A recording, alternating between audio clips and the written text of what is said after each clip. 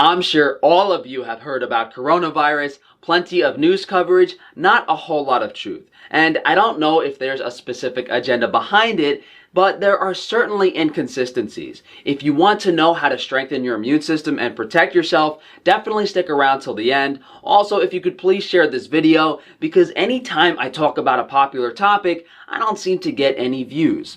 So far, over 80 people, I think over 100 this morning, have been reported dead in China, and they're claiming around 3,000 infected total, I think 5 or 6 of those cases being in the United States. The coronavirus's point of infection specifically originating in Wuhan, which is a province in eastern China. If only 3,000 people are infected worldwide, why are they building a hospital in Wuhan? Certainly, the half dozen hospitals in Wuhan have the capacity to hold thousands of people. Are they digging a burial ground instead? None of this really adds up, and I wouldn't believe any of these numbers. A recent report of 44,000 infected seems more accurate. And keep in mind, there are still hundreds of flights coming in and out of China. No government has adequately taken actions to prevent this. 2 years ago, in that city, they built the Wuhan National Biosafety Laboratory that researches some of the world's most contagious viruses.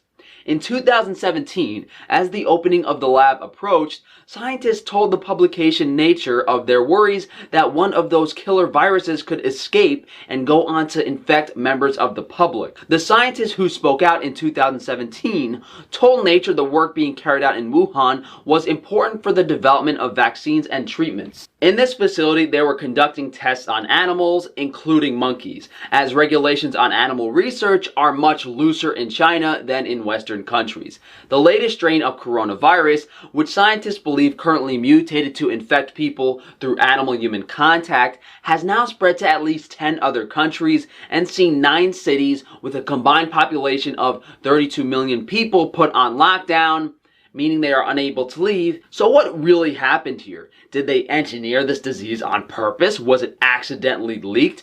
I mean, if you have a world's most dangerous virus research facility in the middle of a city where a virus originates, I suspect that would be the first place to look.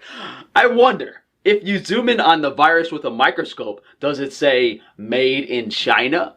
One conspiracy is that people discovered a patent on the coronavirus back in 2015, so the disease has been known about for years, and the media was doing some damage control on this, saying it's a lie, and that those patents don't include the current strain of coronavirus. Paul Joseph Watson recently made a very funny video about bat soup, because some people are blaming the coronavirus outbreak on eating bat soup, and I don't really know if there's merit to this, as it is one of the conspiracies that the media is saying is false. There was another news article confirming that the source of coronavirus is illegal meat that was sold in Wuhan. Is there a goal here? My speculation is more control of the food supply, regulating meat sales even more tightly, maybe trying to mandate a vaccination, perhaps even blaming it on climate change.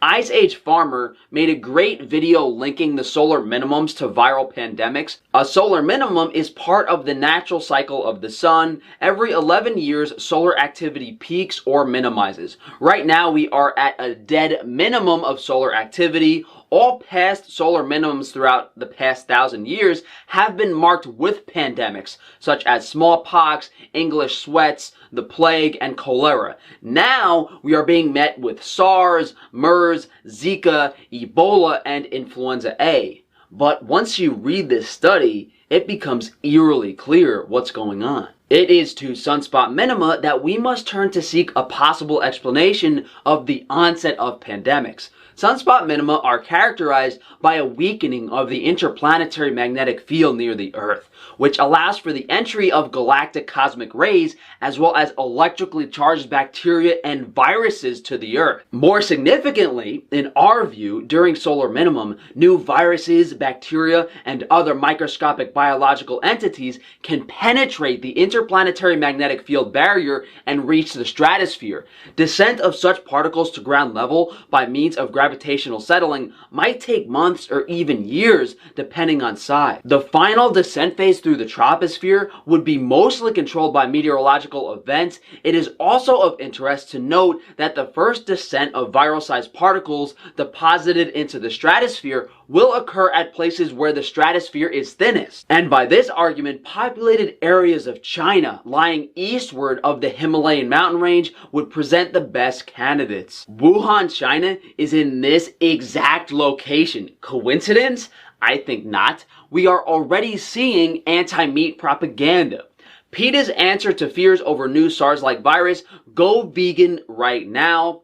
The World Health Organization says not to consume raw or undercooked animal products. And for those of you wondering, this is why I am so against everyone else, including the carnivores. I am putting my neck on the line while they will not talk about this or address this, as they are part of the same corrupt food system that is just controlling what you're eating, not telling you that there might be global food shortages and that crop losses are devastating this year because of astrological, geological, whatever you want to call it, naturally, magnetically driven climate change. Has nothing to do with human activity. But if you parallel it to human activity, you can control people's diets. In most cases, every single influencer goes around with this fear-mongering propaganda. Could this be something more sinister? A depopulation agenda for the grand solar minimum? The people most vulnerable to this virus are the elderly, those with a weakened immune system. But I've heard that even in healthy 20-year-olds, this virus completely flattens them. And immune system function is determined by nutrient intake and lifestyle. So by increasing quality animal foods in the diet, fat-soluble vitamins, specifically A, D, and K2, reducing EMF in the environment, and exercising, you can reduce your risk and improve your immune strength to the point where you don't have to worry about this virus. That being said, I would say 99.9% of people on this planet are in a current state where they are not in ideal health to fight off this virus. They don't have enough nutrients. They're in a very high stress environment. They're not exercising. All of these principles are explained in my book, The Ancestral Indigenous Diet. If you guys want to check that out in the description below.